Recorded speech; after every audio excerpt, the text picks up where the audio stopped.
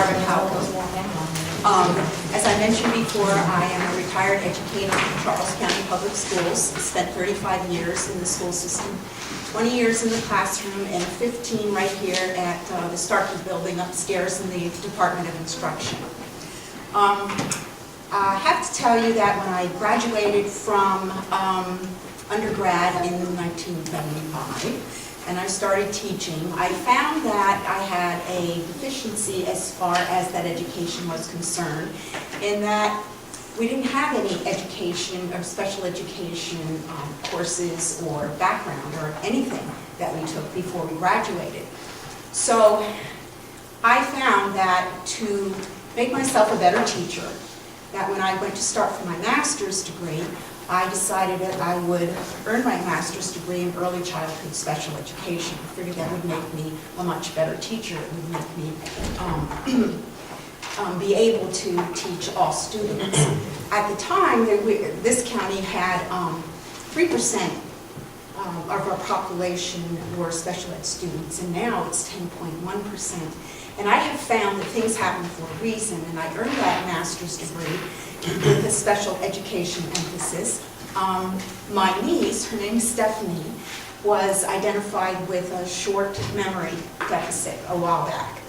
And I have been working with her for years, with her parents, through their IEP process, through their her placement in a self-contained classroom, in an inclusion classroom, and then she went to support sessions, and I was honored this June when she invited my husband and I to her high school graduation.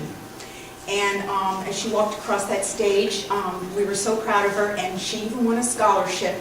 She wants to be an early childhood teacher, and the special ed department actually put together a scholarship so that to help her. She's going to start at the community college. And she called me, it was a week or so after she graduated, and she said, "Aunt Barbara, I have a chance to get an instructional aid position at my school, but I have to pass this test. It's called a Parapro. Do you know anything about it?"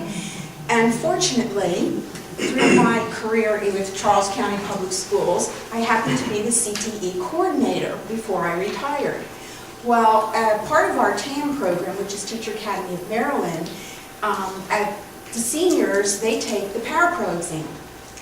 So I had materials, websites, information, and so we Skyped for weeks to so that she could practice and prepare herself for the Parapro. And I found out yesterday that she passed.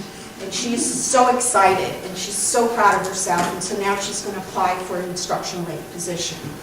So things happen, like I said, for a reason, and she has just spurred me to advocate for special education and to have such respect for parents of special ed students, because they are such strong advocates. And they just know so much. I'm just amazed at how much information that parents have who have special education students. It's almost like you just know everything. And I'm just in awe of you. And I know you have to. My brother-in-law and sister-in-law were in that same situation. But some of the things that are important platform-wise for special education is recently I attended the presentation of the GWWO Architects Facility Report. They evaluated all of the schools in this county. And one thing, I've read through the report twice, and one of the things that hit me is that 46% of our schools are in need of improvement so that we are in compliance with the American with Disabilities Act. And I was amazed that that many of our schools need to have renovations done just to meet those improvements. And that in itself is a support, I think, to move forward with the information that is in that report. I also found that in renovating and revitalizing our older schools, if we can move along that track, there's opportunities for adding programs, such as early interventions. Jimmy mentioned specialized pre-K. But there's also some programs which I'll mention again are CTE programs, Career and Technology Education. And they're very dear to my heart because I was the coordinator. But one of the schools, Robert D. Steedham Educational Center, is listed as 6th, and I was excited about that, for renovations. And the Steedham Center has 5 CTE programs. There's horticulture, auto tech, HVAC, interactive media production, and farm tech.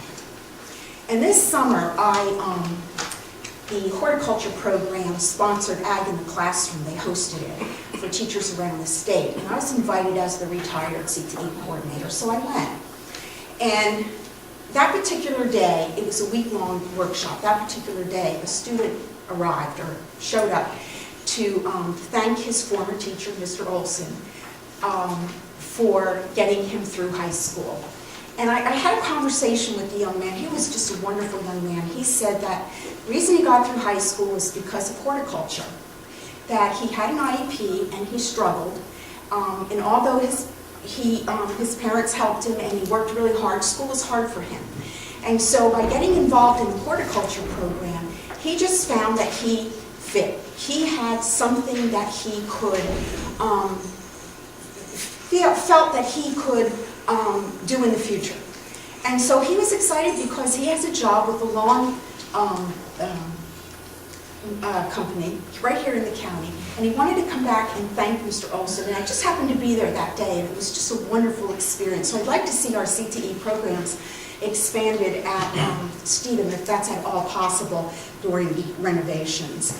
Steedham has 105 students in their programs, and 20 of them are special ed, and they're doing extremely well. The other things that I would like to advocate is some more professional development for our special education teachers. As Jenny also mentioned, they need to be in the forefront of what's going on, and also they need to get together to collaborate. Sometimes if you're the only one or several teachers in the building, it's good to get with other teachers for that professional collaboration. I would like to increase the number of instructional aides in the special ed classrooms. I know that was on the chopping block for our budget this past June, but I really think that they're important for lower class sizes and to help with achievement with special ed students. And the unified sports, I have been to those events and think that they are absolutely one of the best sports events ever, and would like to see them expanded. And I know there's activity buses that are involved there, but I've also talked with Candace Quinn, and she mentioned that if new commissioners come on board come December, that the budget can be reopened. Any new commissioner can reopen the budget, so that's exciting. So I am committed to working with the county government to access state funding for education, and so that Charles County can meet the challenge of preparing all of our students for learning and life in the 21st century, whether that be going directly into a career upon high school, whether that be attending college, or whether that means other post-secondary opportunities. We are teaching all students today for tomorrow. You can visit me at meetbarpalko.com, and thank you for the opportunity to be here.